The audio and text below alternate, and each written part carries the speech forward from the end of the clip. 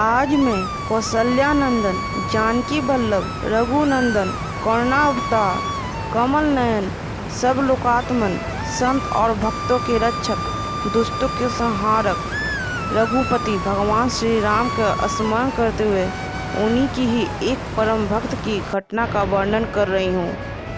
नमस्कार भक्तों, आप सभी का हमारे चैनल अनोखे भक्त की कहानी में स्वागत है।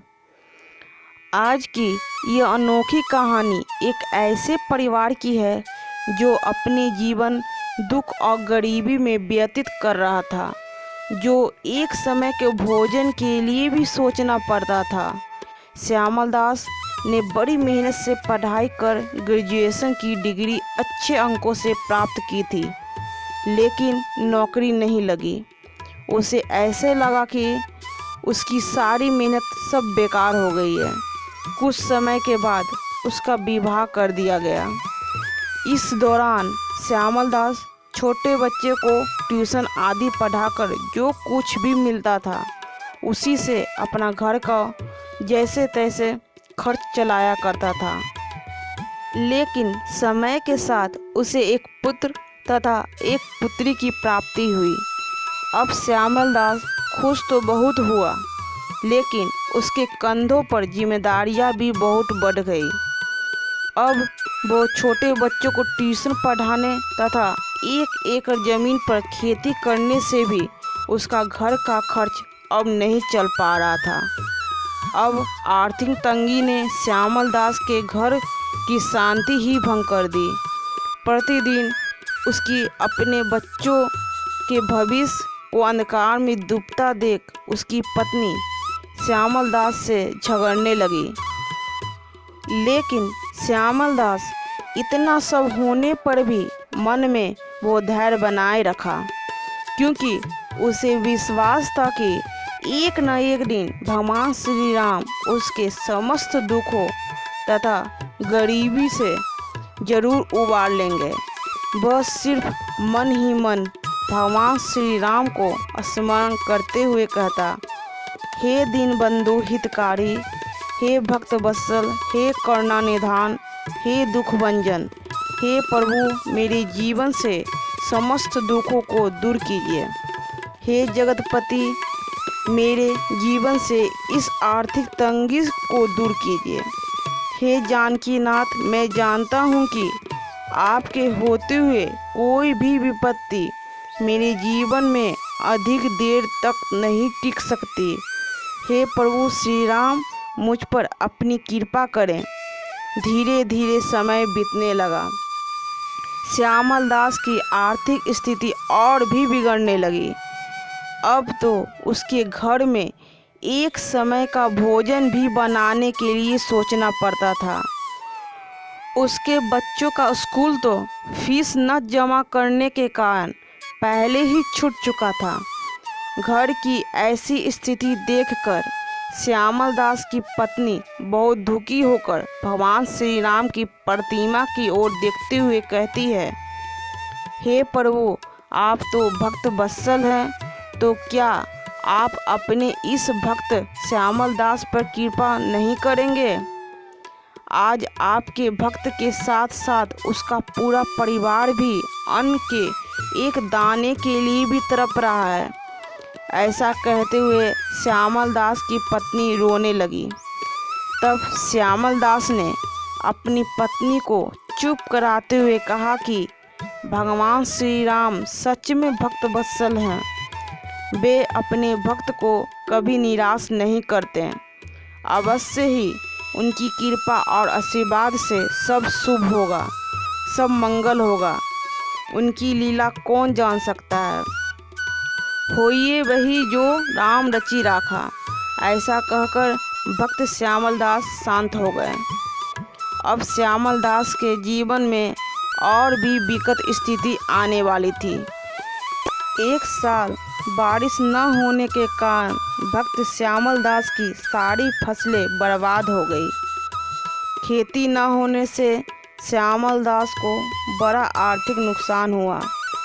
अब तो बीज, खाद आदि खरीदने के लिए भी उसके पास पैसे नहीं थे।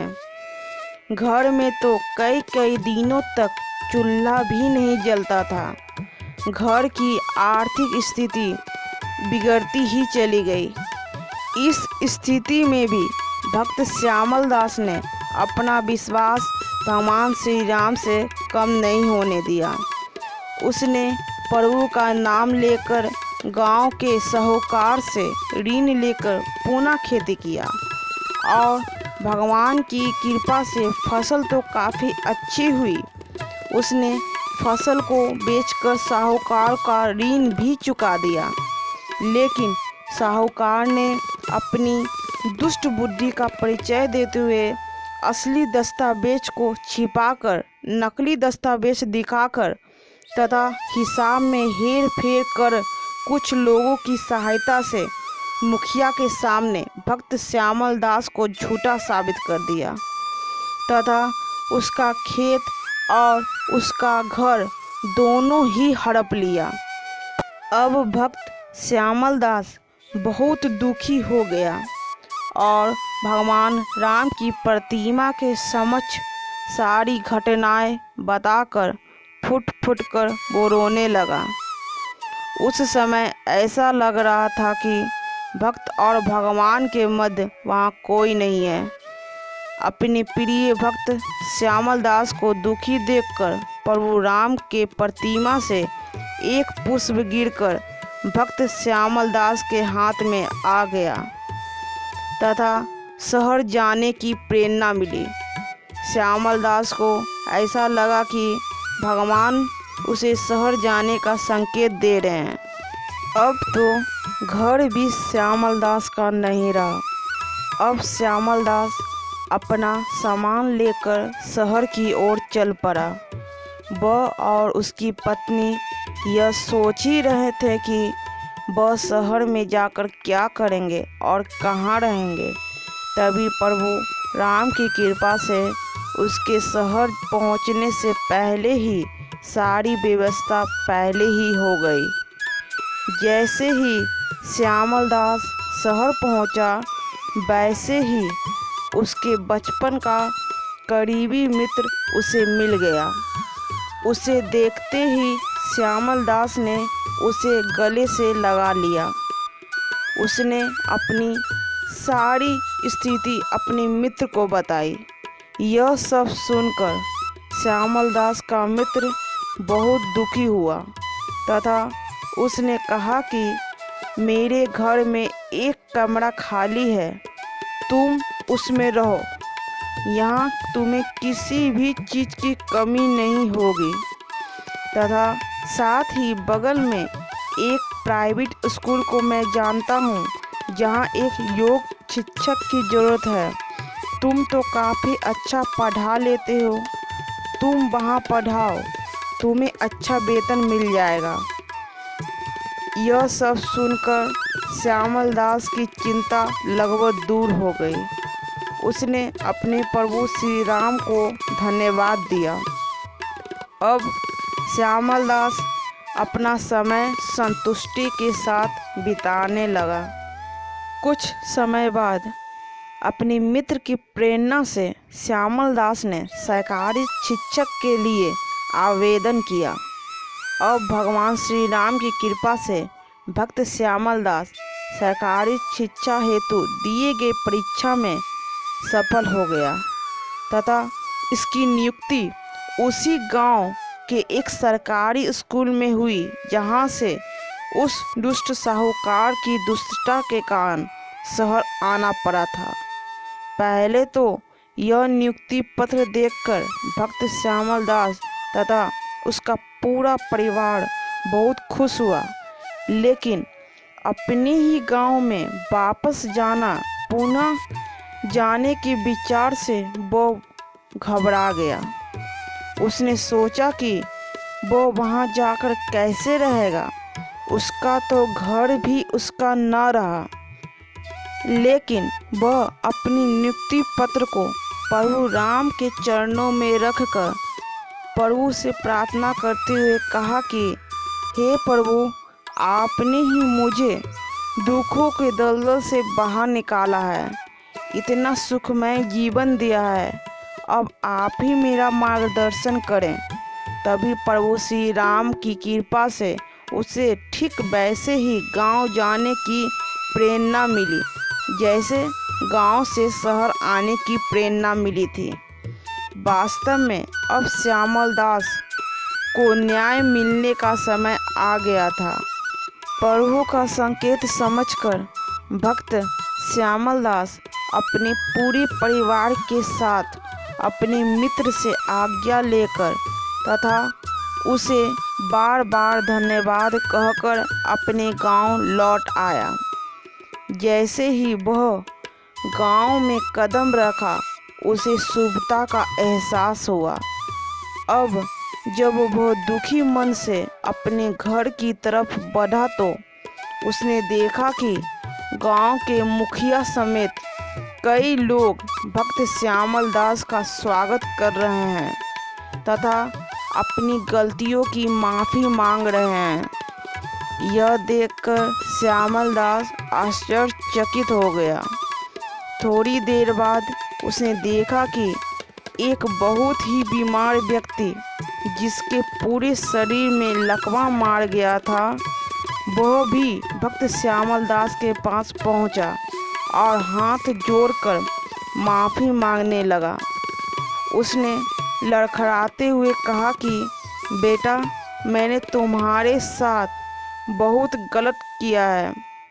मैंने छल से तुम्हारी खेत और घर को हड़प लिया है। बेटा, मुझे माफ़ कर दो। मुझसे बहुत बड़ी गलती हो गई है। और वह फुट फुट कर वहीं रोने लगा और फिर कुछ देर बाद अपने आंसुओं को रोकते हुए पूरे गांव के सामने अपना अपराध स्वीकार किया। उसने कहा कि मैंने आज तक धोखे से कई लोगों की ज़मीन हड़प ली है। आज ईश्वर ने इसी का फल उसे दिया है। जिस तरह भक्त श्यामल दास का ज़मीन और घर हड़प कर उसे असहाय किया, आज भगवान ने उसके पूरे शरीर को लकवाग्रस्त कर उसे पूरी तरह असहाय बना दिया। अब दुष्ट साहूकार ने अपने बेटे के द्वारा उसका घर तथा खेत की जमीन के कागजात भक्त श्यामल दास को लौटा दिया। अब गांव के मुखिया तथा कई लोगों ने भी भक्त श्यामल दास से अपने गलत निर्णय के लिए माफ़ी मांगा। अब श्यामल दास ने हाथ जोड़कर सबको प्रणाम कहते हुए कहा कि होइए वही जो राम रचि राखा। इतना कहकर अब पूरी खुशी के साथ अपने प्रभु राम को धन्यवाद करते हुए अपने पूरे परिवार के साथ घर में गया तथा पूरी श्रद्धा और भक्ति के साथ भक्त श्यामल दास तथा उसका पूरा परिवार जोर जोर से कहने लगा कि हे शरणागत के रक्षक, आपकी जय हो। हे भक्त वत्सल, आपकी जय हो। हे दुखभंजन, आपकी जय हो। हे मेरे प्रभु श्री राम, आपकी जय हो, जय हो। भक्तों, आज की यह कहानी हमें यह बताती है कि ईश्वर पर विश्वास और उनकी भक्ति एक ऐसे सूर्य के समान है जो अथाह दुख के सागर को भी संपूर्ण रूप से सुखा देती है। बस भगवान पर सच्ची आस्था और विश्वास रखने की ज़रूरत है, जैसे भक्त श्यामल दास ने किया। रघुनंद आनंद कंद कौशल चंद्र दशरथ नंदन नमाम्यहम्। जय श्री राम। धन्यवाद।